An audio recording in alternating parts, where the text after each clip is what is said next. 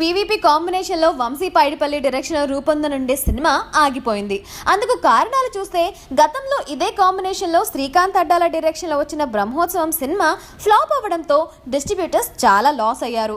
ఈ లాస్ ని పూడ్చడానికి వంశీ పైడిపల్లి డైరెక్షన్ లో సినిమా చేయాలి అనుకున్నారు. అయితే వంశీ పైడిపల్లి పీవీపీ సంస్థతో సినిమా చేసే అగ్రిమెంట్ ఉందని, కథ విషయంలో కూడా సంస్థ ఇన్వెస్ట్ చేసిందని పీవీపీ కోర్టుకు వెళ్లాడని, దాంతో సినిమా స్క్రిప్ట్ విషయంలో కోర్టు స్టే ఇచ్చిందని వార్తలు వినిపించాయి. అయితే ఇందులో రెండు వాదనలు వినిపిస్తున్నాయి. వంశీ పైడిపల్లికి పీవీపీ సంస్థకు మధ్య అగ్రిమెంట్ ఏదీ లేదని, అందుకే వంశీ ధైర్యంగా ఉన్నాడని, బిజినెస్ విషయంలో పీవీపీ క్లారిటీ ఇవ్వడని, బ్రహ్మోత్సవం విషయంలోనూ అదే జరిగిందని, అందుకే ప్రాజెక్ట్ చేయడానికి మహేష్ ఆసక్తి చూపలేదని సమాచారం.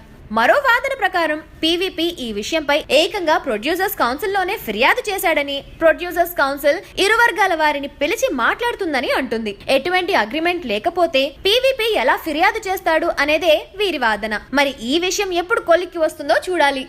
Hi, I'm Chirantan Bhatt and please watch exclusive videos, interviews and gossip on India Glitz YouTube channel and please subscribe to IG Telugu.